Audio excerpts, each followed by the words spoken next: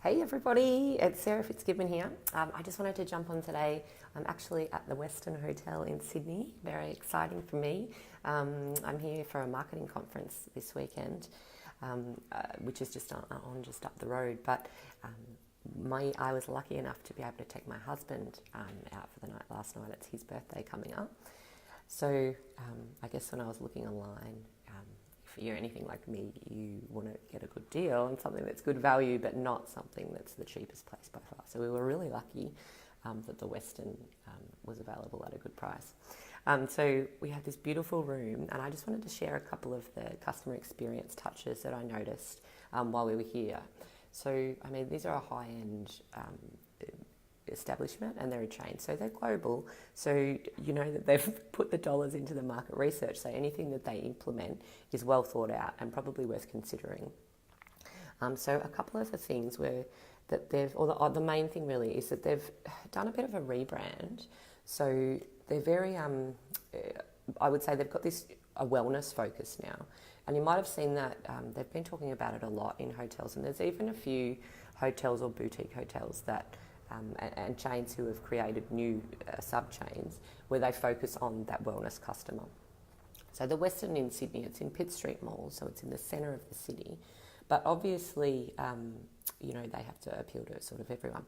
But they've changed their branding, or not their branding per se, but I guess what they're known for. So, and it's wellness.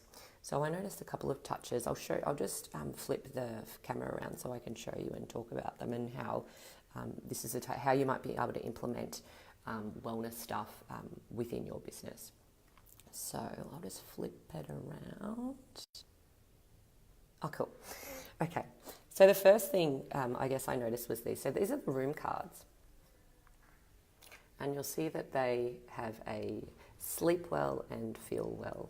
So instead of just having the Westin on them or the room numbers, they've actually branded the cards, and they're not all the same, which is really good. And so it's given them a chance to promote more than just themselves and what they're known for, and I guess their offering. So this is obviously their beautiful rooms. This is probably their spa, I'm assuming. And then there's also, which I'll show you later, an Eat Well catch cry that they've got. So that'll be to do with menus and healthy menu items. So the other one is the Breakfast Express menu.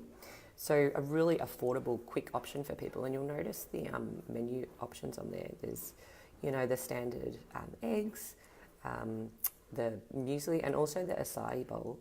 So that's something that is quite popular with those, like the Buddha bowl. So just a bowl, it's like a smoothie in a bowl actually.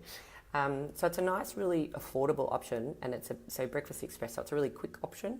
So probably for people who aren't interested in the buffet or feel that there's not enough healthy options there, or don't want to pay the $45, this is, I guess, a downsell from that, so another option. I guess when thinking about menu items, it's probably a good idea to see, is this the type of thing that your customers are asking for? So is this the type of thing that you get questions about? A lot of you might already have some items like this on the menu, but worth thinking about. They also have a booklet here so this is the booklet that comes, along with the menu, this is the only other piece of collateral in the room. So that's quite significant, and you can see there it's enhance your well-being. So within it, as I open it, you've got a lot here about fitness and wellness, so they would have a gym on site. It's something that a lot of people are really into at the moment, health and wellness. They talk about their lovely beds and how it's good for sleep, and having good sleep is good for your health. And then inside we've got stay energized, so that was like the picture from the other card we saw, and that's about promoting their spa experiences. Stay productive, that's about, I guess, wellness in terms of work wellness and a balance, and they're providing business services here. They also have this superfoods. So superfoods menus, so I guess they have a lot of items on their menus have this little logo that's down in the bottom left there, and that's to let the client or the customer know that they're like a super healthy option. And like there's obviously a lot of people looking for that. So it's something worth considering. Maybe even having those type of, I mean, you're not going to trademark anything, obviously, but maybe having those type of little codes so that people know that's like that they don't have to look into the ingredients or think too hard about which items are healthy on your menu. They've also got a specially designed kids menu with healthy options, and I know that kids menus and kids items can be really tricky to get away from those, the chips and the nuggets, the cheap fried food, and have something that's really affordable but also healthy. So they've managed to do that, which is also something worth considering if you have families as your target market. And the other thing, which I thought was really interesting, is with the housekeeping. So now they're offering you a reward to be more, they're terming it be more green. So opting out of housekeeping for a day or so. So that obviously saves them in housekeeping costs, and you also benefit as well. So I think that's actually quite a really good marketing ploy to help reduce their costs and also make you and them feel and look better about being good to the environment. And the other thing I wanted to, I guess, share is a little experience we had last night. So I booked a space at the Argyle, which is down in Sydney in the Rocks. It's this funky bar. We'd been there before, and to meet up with some friends. So I booked a party package, and we had this little space booked out. It was really cool. They bought out. I had to reduce the numbers because some of our friends ended up not being able to come, but I couldn't reduce the booking that I'd made.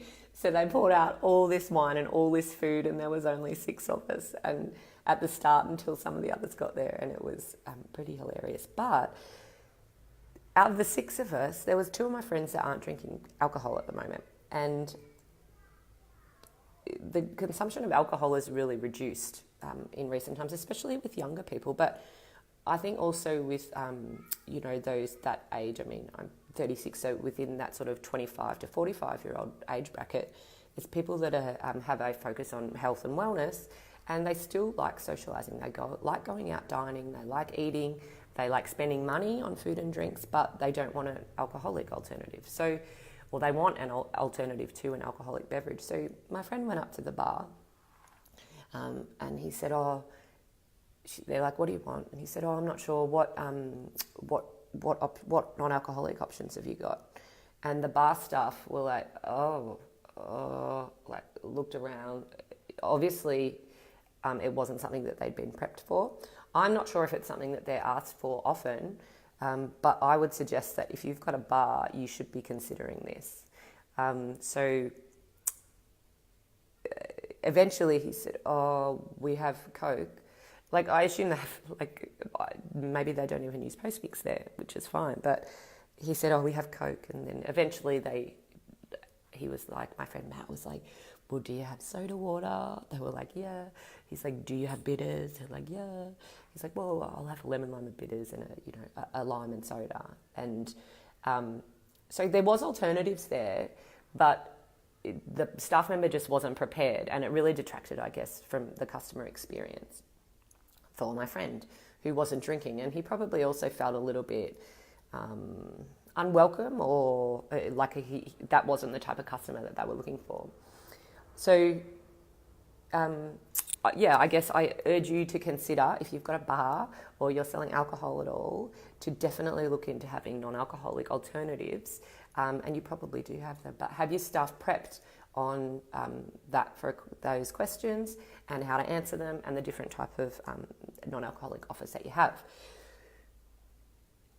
In that, I would also suggest try running a mocktail special. If you're not already on the mocktail train, I am telling you should be. There's, at this place at the Argyle, they have an amazing cocktail menu and they sell a bunch of cocktails. You can see it. If they did a few non-alcoholic versions, I guarantee people would be drinking them. It would also be a good alternative later in the night when the RSA comes into play and you're like, oh, would you like, maybe you should have this instead. So if you're not on the mocktail train, get on it, try it out in your business. I'd love to know how it goes. If you've got any recipe suggestions for ones that sell well at your place. And thanks for tuning in. I'll talk to you soon. Bye.